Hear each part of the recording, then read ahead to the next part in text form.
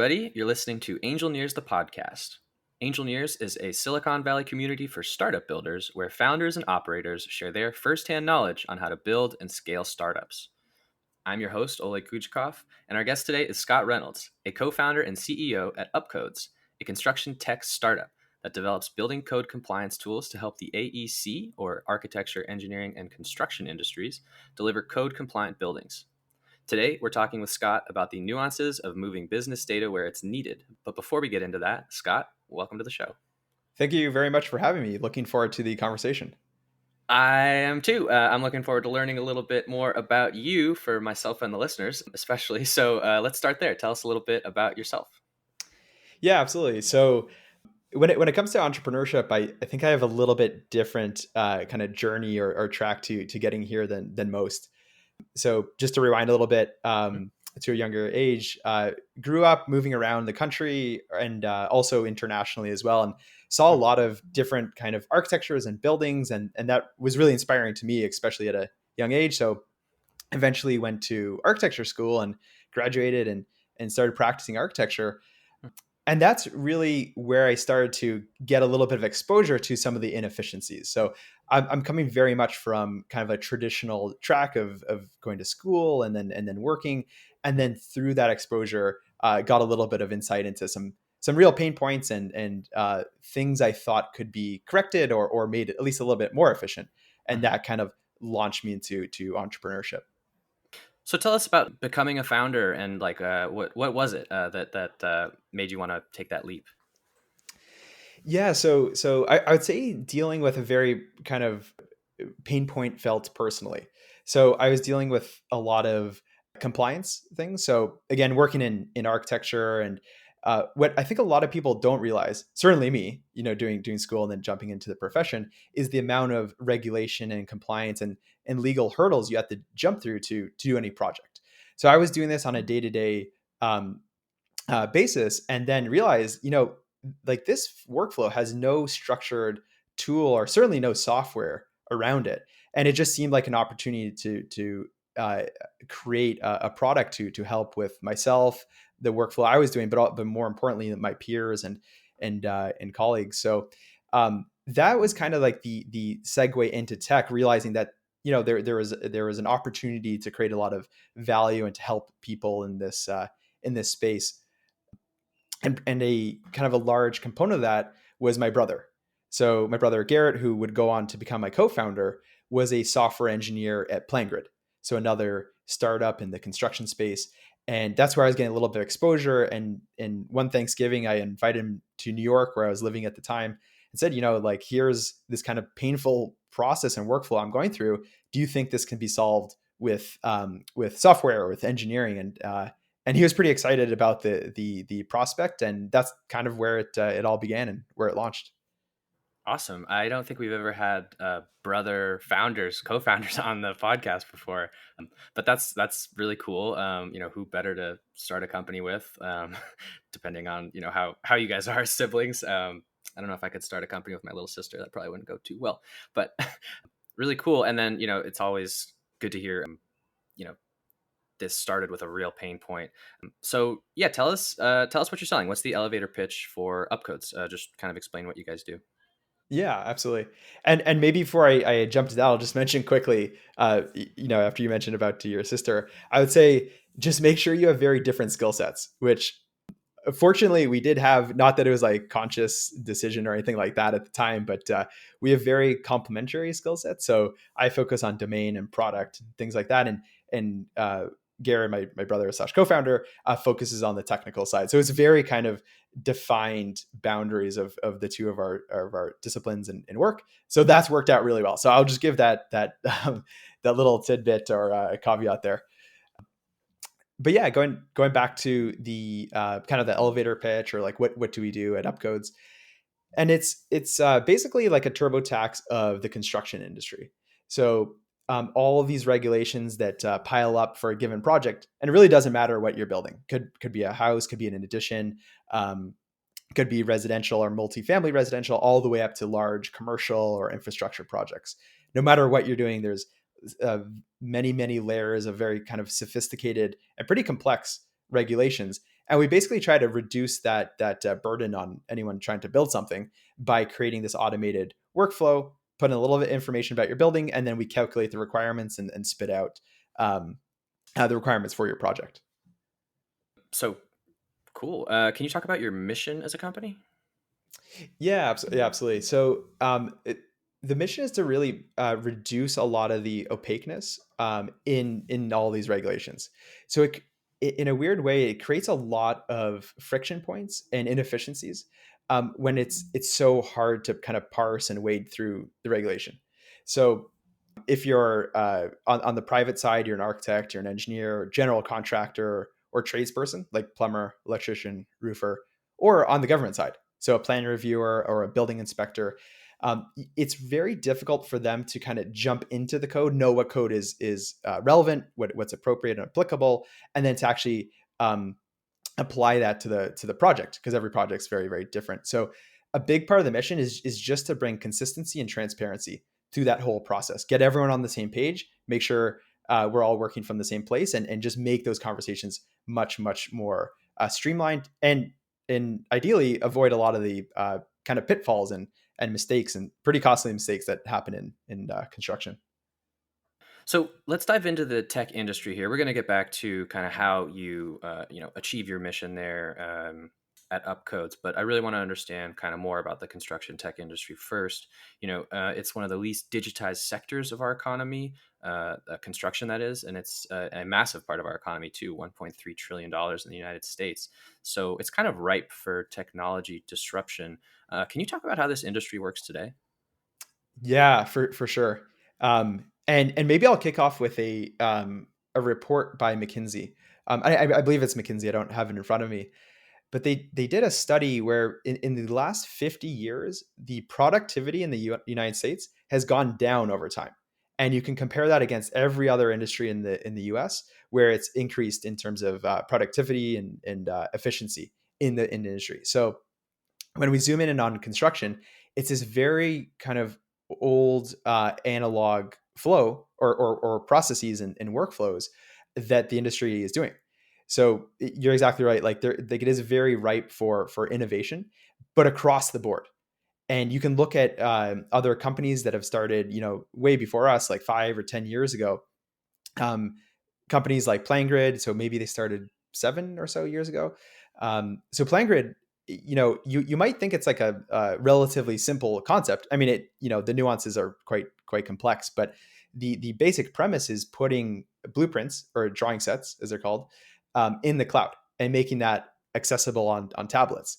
And it might sound simple, just sync this stuff to the cloud, make sure everyone's on the same page, literally on the same page, and in the field. And it was a huge product and a huge company. I believe exited to Autodesk for 870 million, I believe. So these little opportunities are actually quite substantive. Like you said, $1.3 trillion industry. Even if it's a small pain point or opportunity, it actually, when you multiply it by that size of a market, it actually becomes quite large. um, yeah, so I would just kind of say that there's a lot of opportunity. I think all this low hanging fruit is just starting to be engaged by different tech companies and products out there. Right. Well, that's really interesting. You mentioned the older workflows, and I imagine these are like really large projects. So any piece you can kind of digitize, it's probably pretty worth your time. Um, so let's dive into some of these like projects and the challenges there. What are the key kind of challenges that you see across all sorts of construction projects? Yeah, so and it's kind of interesting. Like we think about construction as this kind of singular large industry, but in reality, it's broken into a couple different large buckets. You have architecture, engineering, and construction, and sometimes people include owners. So it's AEC, sometimes AECO. Um, and the challenges are pretty different across those sectors. Now we work a lot with architects, also homeowners and other folks too, but a large bucket are homeowners. We do get into general contractors, the GCs, and also into the governments, but we're seeing pretty diverse kind of pain points or friction points across them all. I'd say one of them certainly is well, actually, there's probably a list of pain points. I'm sure someone, if you took someone like an end user from the community, they would give you like 3 pages of pain points. But just from a very high level, high fragmentation through the industry, uh, pretty poor communication.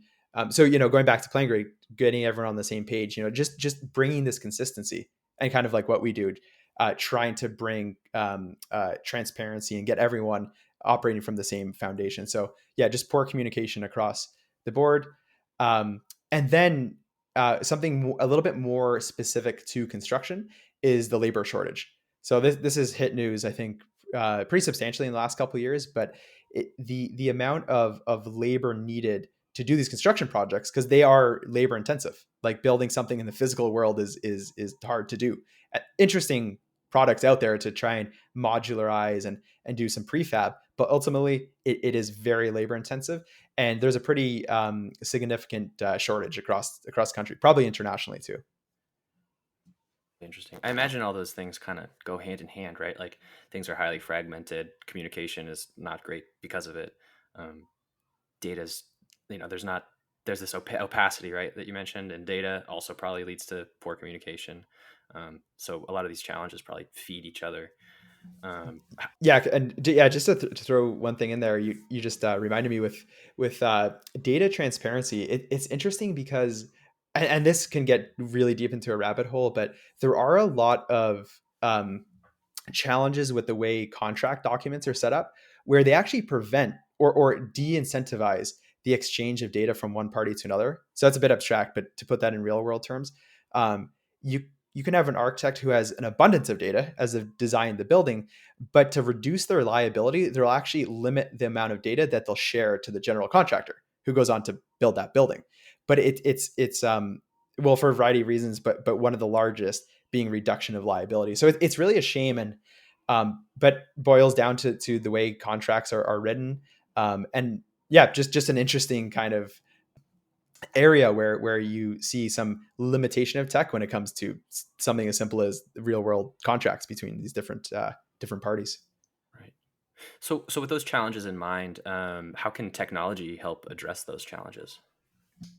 Yeah, so I think I think the ability to move data, where contracts don't prohibit it, but move the data seamlessly across the different products.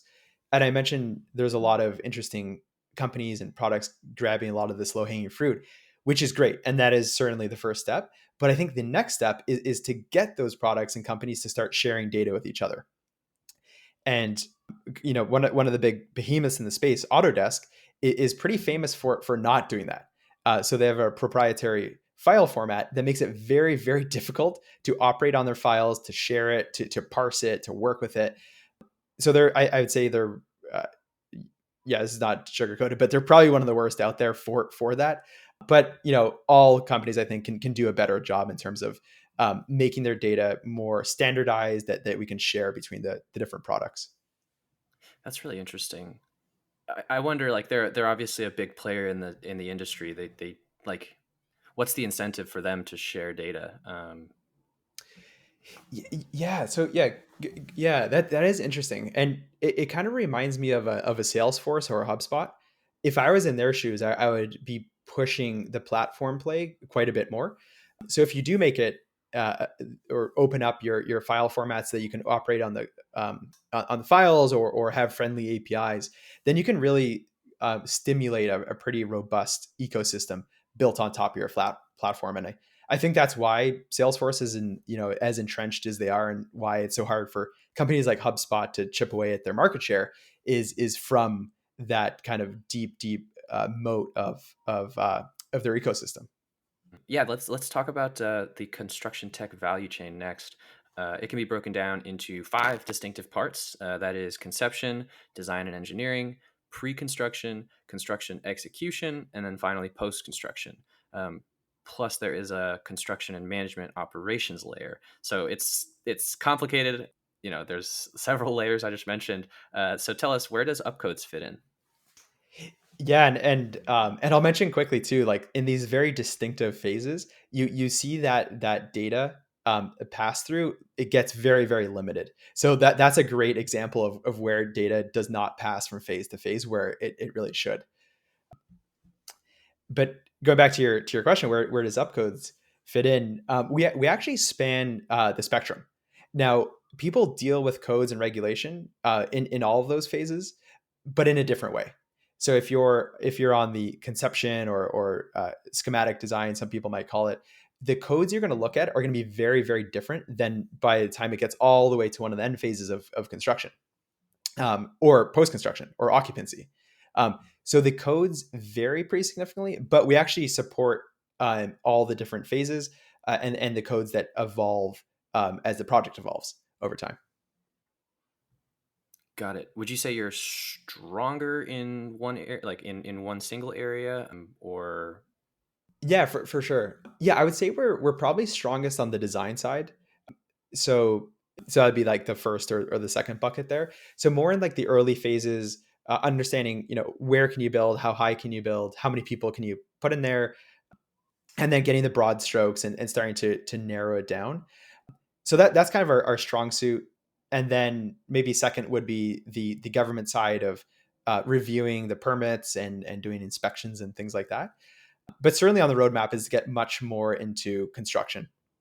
So all of the kind of code specific and regulations and standards specific to the installation of different things or materials on site. There's a whole world out there. So we had to have a beachhead somewhere, and we decided, primarily based on my experience as an architect, but to do that on the design side and then start to move down that chain.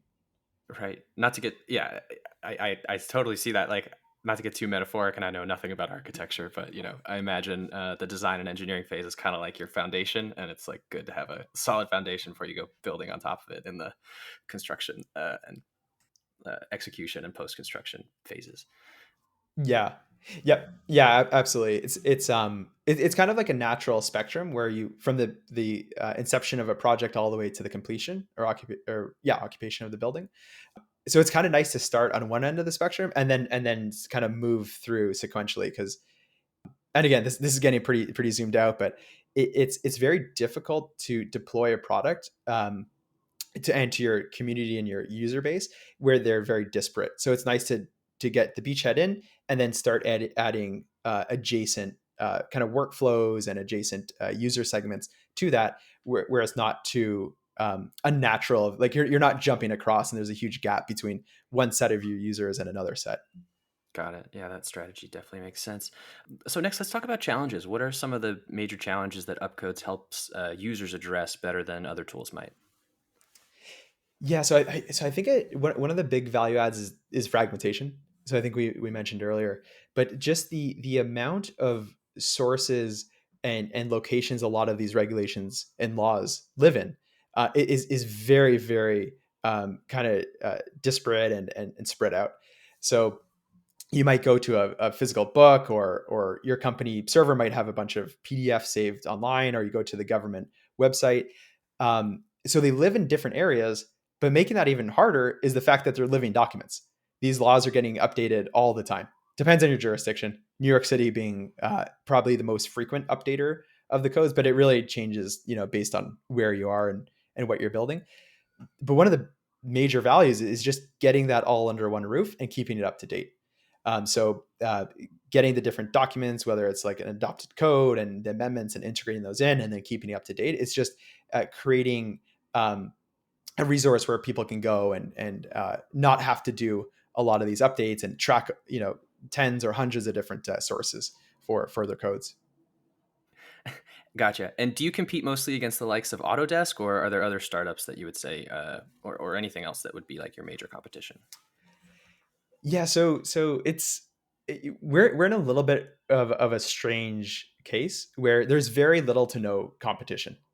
So it's been somewhat suppressed over the last decade or two, and this gets into another potential big rabbit hole. But one of the biggest challenges for us was getting into litigation early on in the startup's life, and just from a very high level, it might sound a little bit surprising, but there's nonprofits that claim copyright on the laws. So part of our platform is providing free unfettered access to these same laws. So we got hit early on with a lawsuit that we had to go through and litigate, and we won all the major points. And interestingly, that same plaintiff sued us again 8 days later after we had won this major victory. We had to beat them in that second lawsuit, but in a weird way, like they have suppressed so much potential innovation in this space for the last decade or two, and we've had so many people, either companies or individuals, reach out saying, hey, how are you doing, what you do? Because we tried to do something similar, and then these huge incumbents came down on us, like with their lawyers sending nasty letters or threatening to sue, and shut down all those potential companies and products. So in all these other industries, like you look at lawyers in law, like they have a very robust set of tools that they can choose from when they're doing legal research and things like that. But architects, engineers, and GCs just don't have that those options. Like that ecosystem of technology just doesn't exist for them. So we're one of the first to kind of come through this, and had to go through like the discomfort and all the elements that lawsuits bring. But we're coming through the other end of that, which is great. But to answer, go back to your question about competition. Unfortunately, in a weird way, we're sad to see like a very very little amount of innovation in the space. Yeah, well, first off, congratulations for getting through to this point. But that's so interesting because typically, if you're starting a company, and I think this is just like an industry standard, not even there is no industry. This is just a startups thing.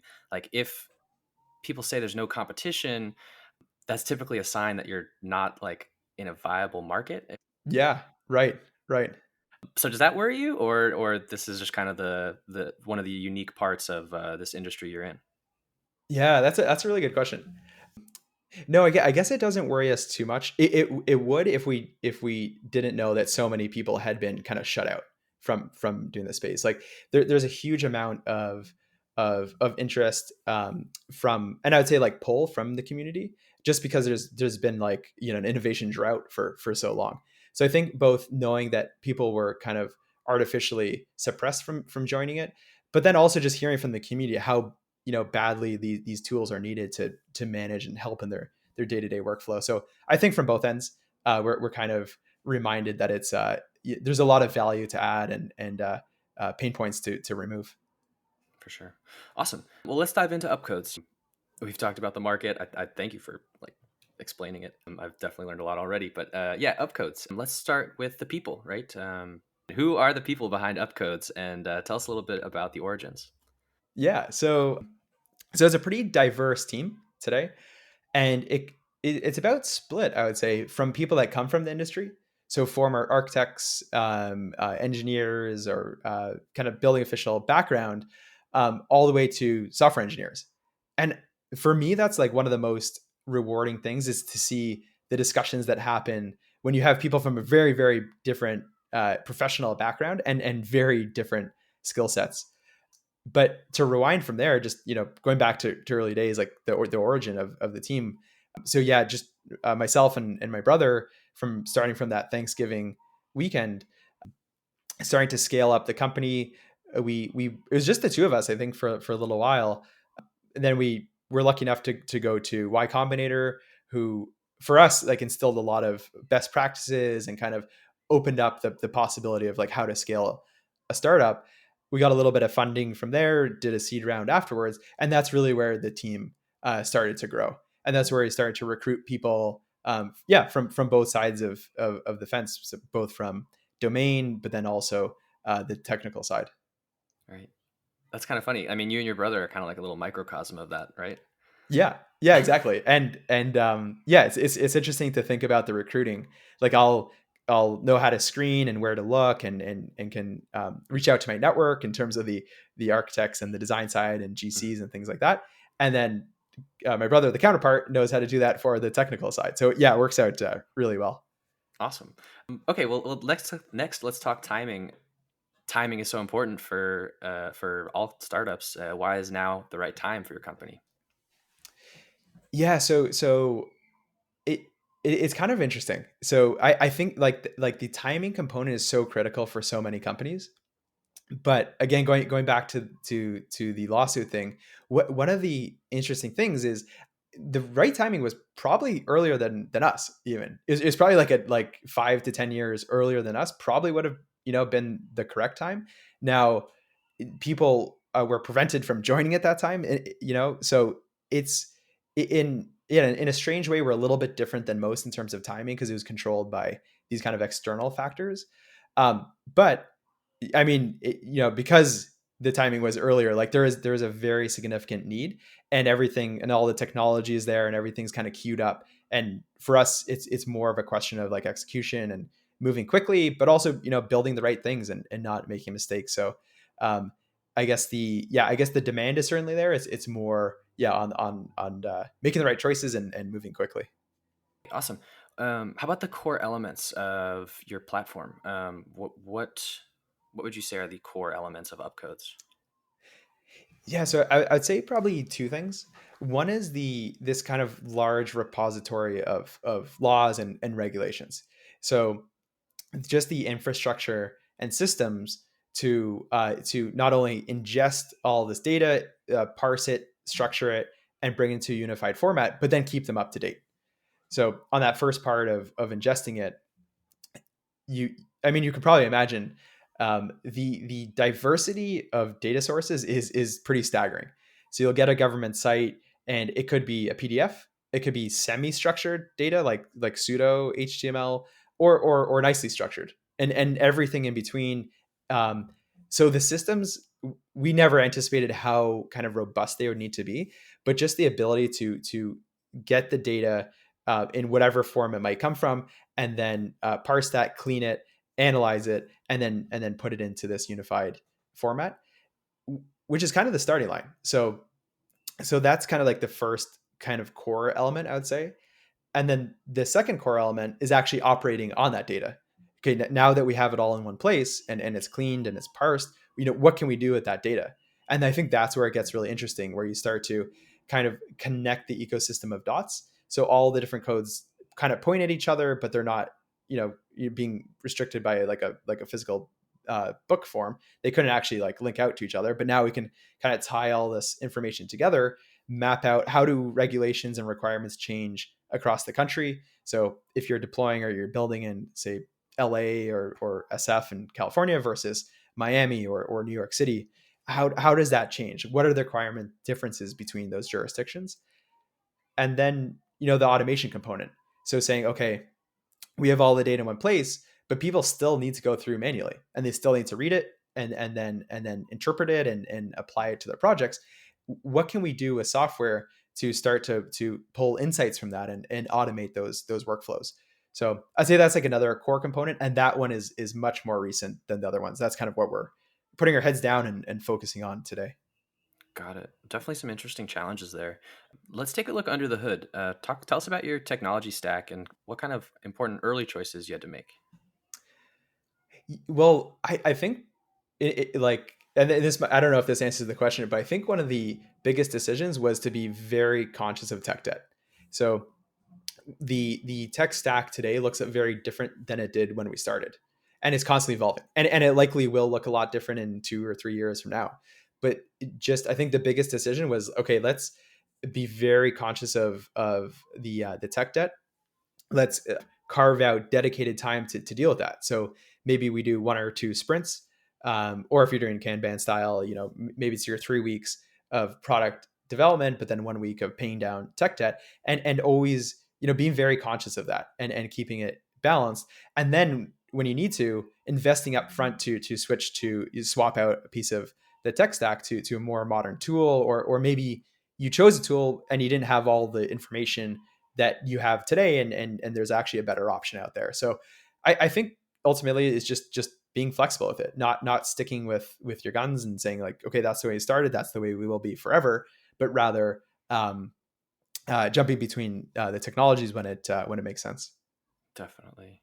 And I imagine you've had to grow. I mean, you mentioned the robustness of the data and how, your technology had to handle even more than you kind of expected.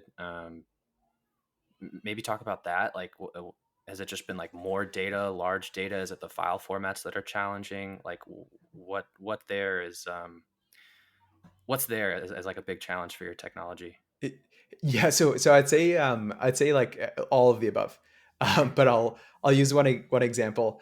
Um, so when we started, we thought, and we started with a subset of these regulations and laws, and that looked and had a certain format, and so we built a lot of the database and the systems and the UI and the UX and like how do people interact with it, and all this was based on the premise of this initial set of codes. But Hmm. then, lo and behold, they're like as we started adding more information and more regulations to the platform, those were in very very different formats. So it kind of broke the schema, broke the database, and we needed to evolve it from there. Then lo and behold, 6 months later, we're bringing on more information and it breaks it again. So so I'd say just to use one example, but it's so hard to predict all the possibilities and the use cases, and sometimes it doesn't make sense to try and predict them all. In that one case, maybe it would have been helpful to like look way far ahead and plan for that. But there's probably 10 things going on, and the other 9 things were worked out really well. But had we looked that far ahead for all 10, we would have been way behind than where we are today. So I think it kind of goes back to that theme of just being as nimble as you can and just be prepared to change as new information comes in. Hmm. How do you use AI to create the spell check for buildings? Yeah, so going back to actually kind of fragmentation and data problems that we mentioned earlier, there are certain touch points in the process that are very very kind of fragmented, and the data is very unclean or yeah, very diverse and in a different structure and format. Hmm. So to give a real world example, so in part of the spell check for buildings, we look at 3D models of buildings. So it's called building information modeling, or BIM, in the industry. So basically, just like in your computer is a 3D representation of the building that will Hmm. then get flattened to your blueprints. But it starts in this, and designers today use this 3D model. Okay. So we'll look at that model and start to automatically flag code issues. So we'll say, okay, we're looking, let's say, like at a bathroom. In this bathroom, you need a certain amount of space for a wheelchair to turn around. This is a commercial bathroom. You need a Hmm. certain amount of space around the sink. The stall needs to be a certain size. Toilet needs to be a certain distance from the wall. The grab bars need to be a certain distance from the floor and the adjacent walls, and like how much they protrude. So it checks in so many different ways. Okay, what is what's compliant, what's not compliant, flagging those things to the user, saying, hey, kind of, yeah, like a spell check when you're writing an email, like highlighting in red saying this is going to be an issue, you should fix it for these reasons. um, but one of the major learnings early on was looking at the user's data and then seeing how diverse, how fragmented that data was. So every firm that we were working with had a different way to represent the different data. They modeled it a different way. We call that model craft. But within these firms, different teams had a different way to model. And within those teams, different individuals had a different way to model.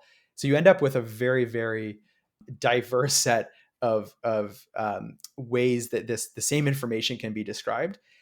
And so part of the reason AI and ML is so valuable is that we can start to automatically create these ways to parse the data and understand the object. So if you're, let's say you have like a sink in your model, someone might have modeled it a different way. The metadata behind it might be there, or maybe not there, or maybe they call it something else. Maybe they mislabeled it. So the AI/ML can say, okay, I've seen like 1,000 sinks before, or 10,000 sinks. Even though you've labeled that the wrong way, I can start to identify the fact that that is most likely a sink. So, okay, maybe by accident you called it a door, but based on the geometry, based on the context and contextual clues, we can say that is in fact a sink. So there's a couple touch points where it makes sense to kind of invest in that side of AI/ML. And I will say it's always a mix, right? Like some things can be AI, but some things can be heuristics, and it really depends on the challenge. But when you're dealing with kind of messiness and unstructured data, oftentimes the AI will win out over heuristics. What are some of the key milestones to this point that you've achieved along your journey? Oh yeah, good question. So I think, yeah, I guess there's a couple. One is that, we've always been very kind of end user focused and community focused. So one of the biggest kind of milestones for us is usage, and the amount of people on the system and how much value are they deriving from the system. And that was always our kind of focus from day one, and still is. So this is early on the example I'll give, but it was such a kind of interesting milestone to pass, which is the amount of user time per day when you add it all up in terms of hours, surpassing the amount of time your team spent building the product that day.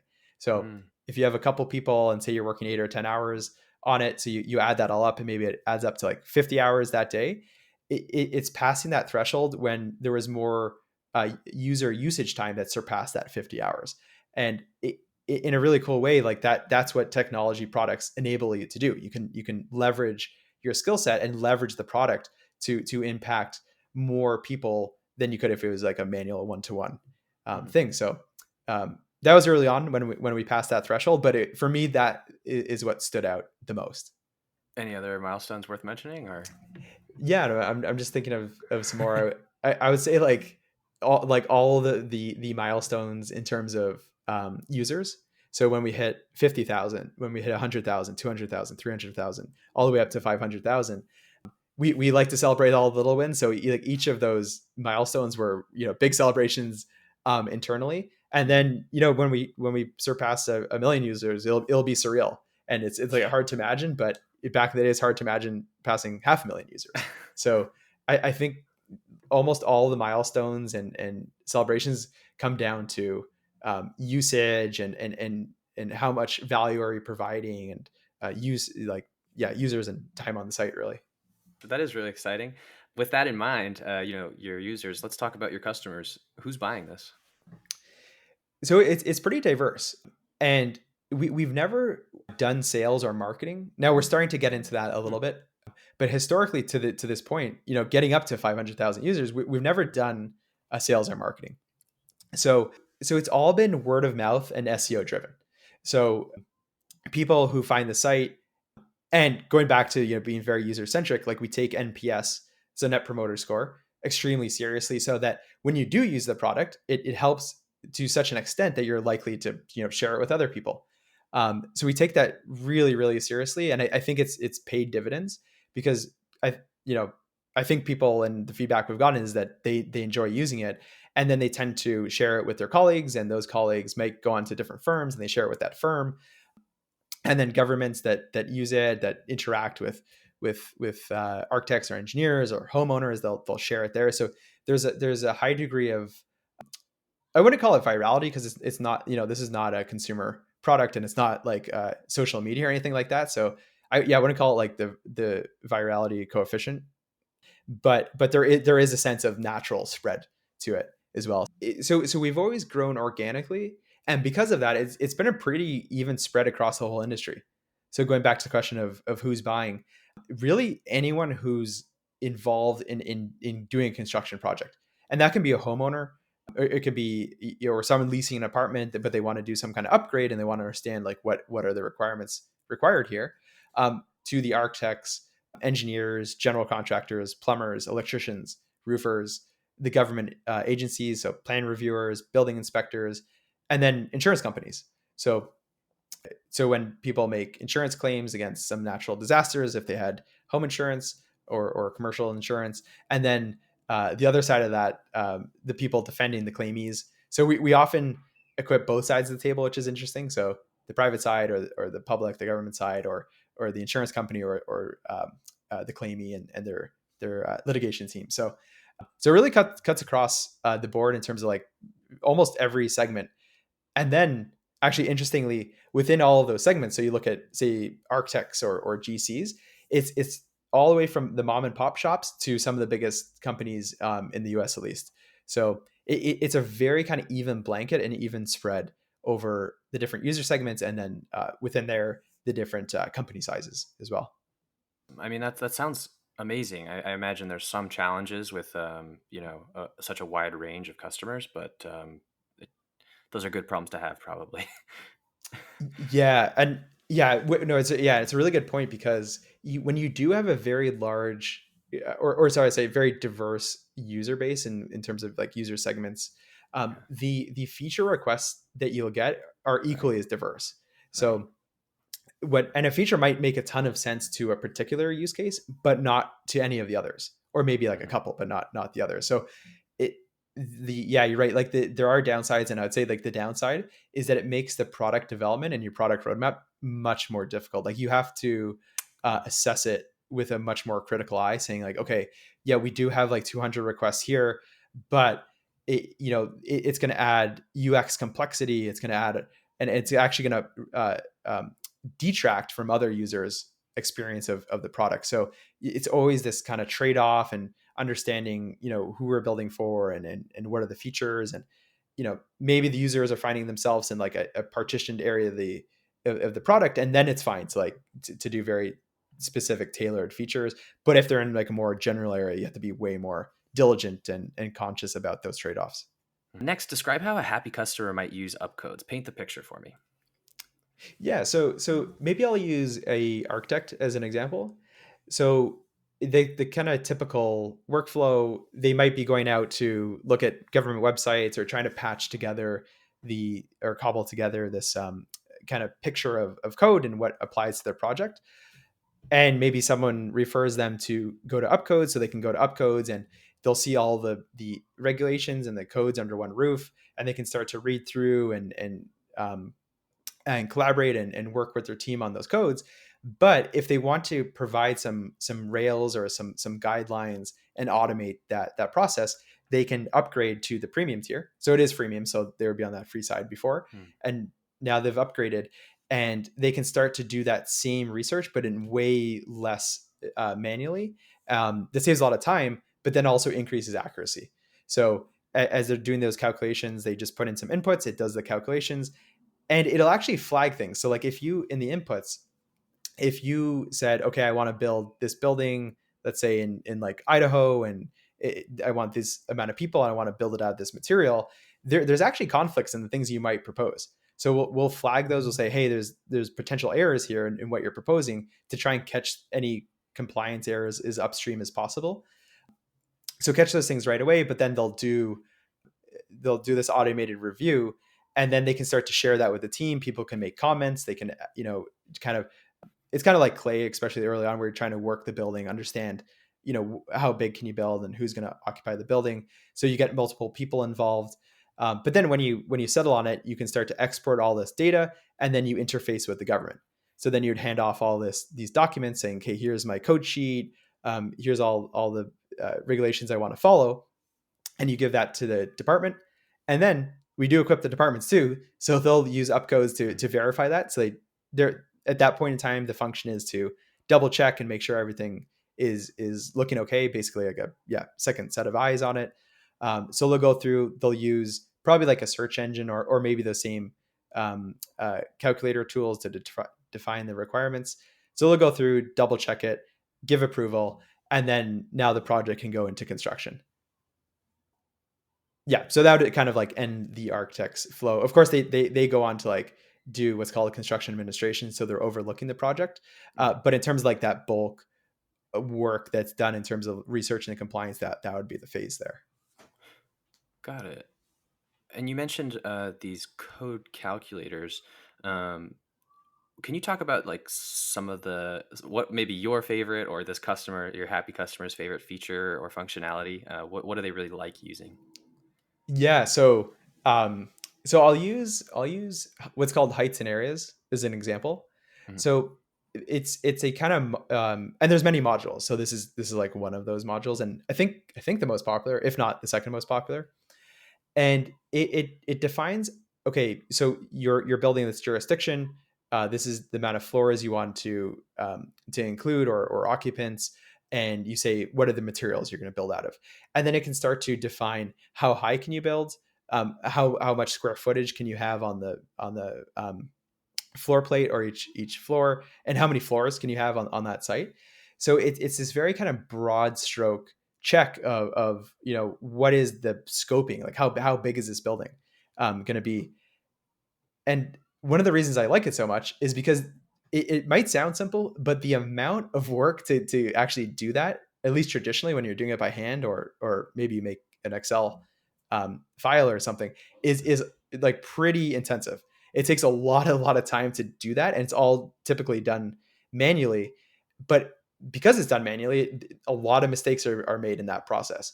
So that's just a really nice kind of packaged way where it's like, just tell us what you're building. We're going to do those calculations. It's going to do that rapidly, like in less than a second, and document it all to show you, okay, here's all the formulas. Here's your project mapped into those formulas, the lookup tables, and you can follow this huge audit trail of that calculation until the end, and it gives you the summary of it at the end. So, and then you can take all that documentation and pass that on to the government and to different people. Mhm. But just the fact that you can, what historically took hours and hours to do, you can do that within a second, and you can do multiple of them. So you can start to iterate on your project. You say, okay, let me actually make 5 iterations. Let's do 5 design options.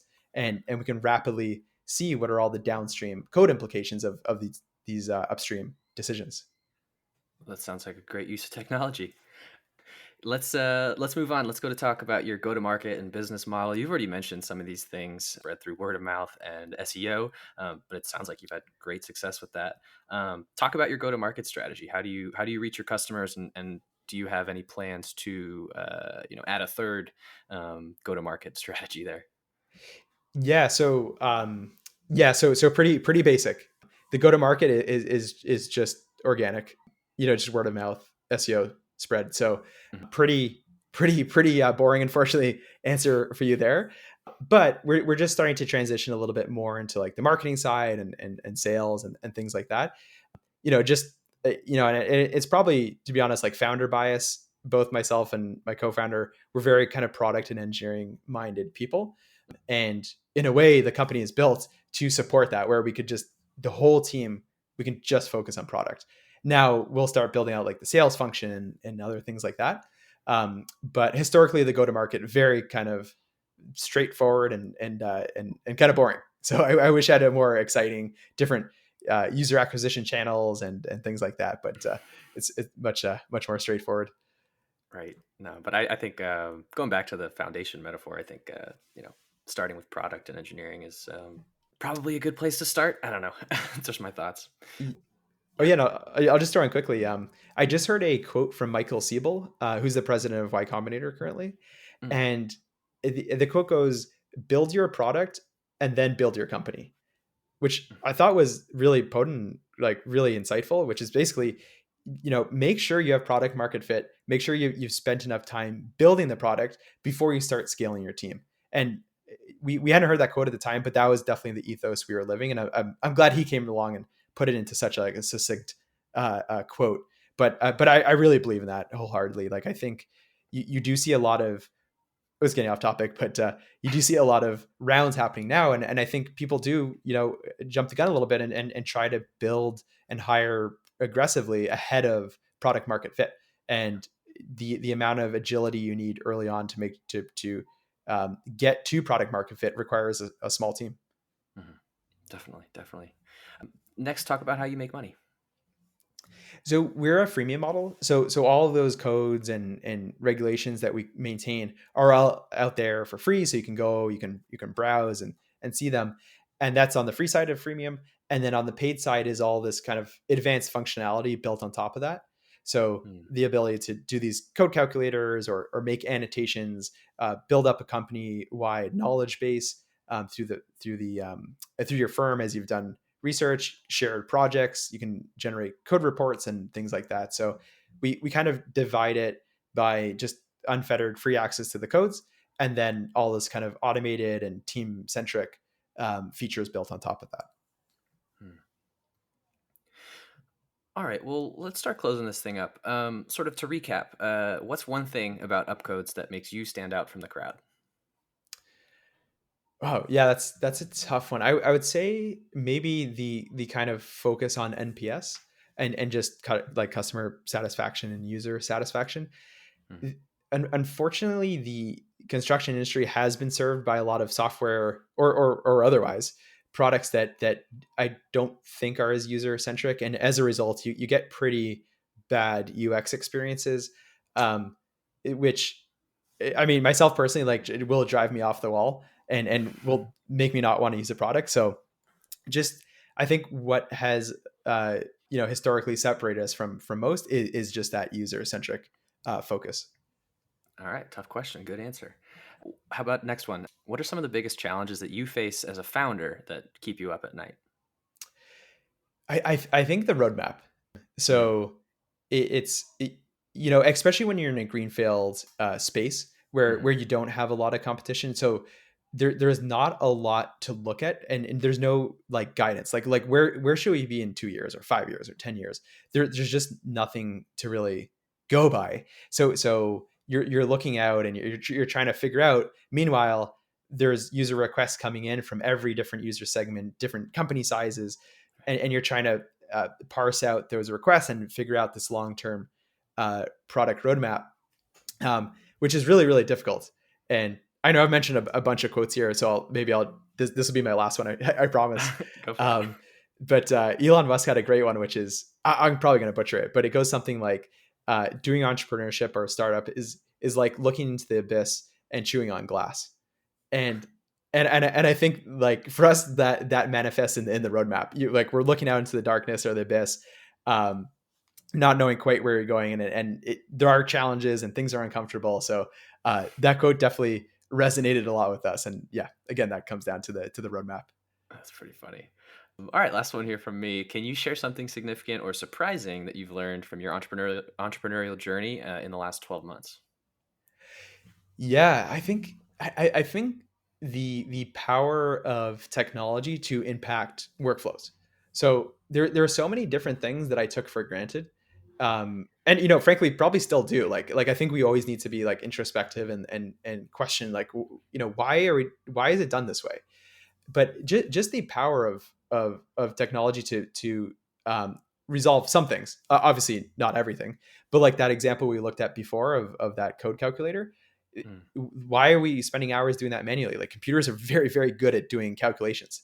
Like maybe not creative, but they can do the calculation side and leave all that creative space and requirement to the human counterpart or component. So I think it's identifying and questioning why are we doing certain things and then resolving that in a really elegant way with technology. I think it, like, and especially in the last 12 months, like we've rolled out a lot of functionality there that I think certainly I would have been shocked by when I was working as an architect. So hopefully people are today. We'll see. But yeah, that kind of ceases to surprise me how powerful it can be.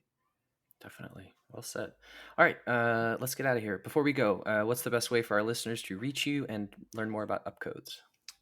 Yeah, I think probably on Twitter. Well, you can learn about upcodes at the website up.codes, which is a weird domain, but the domain is literally .codes, so .codes, up.codes, or at Twitter. So we like to engage with the community and love having chats and sharing features or thoughts and things like that on Twitter. So we're just at upcodes, so UPCODES. Awesome. All right, Scott, we're going to end it there. If you liked our show, please subscribe wherever you listen to podcasts and please leave us a rating. Scott, thank you for joining the show today. We appreciate your time, your insights, and we're excited to see where you're headed. Yeah, thanks so much. I really enjoyed the conversation, so I appreciate you guys inviting me on.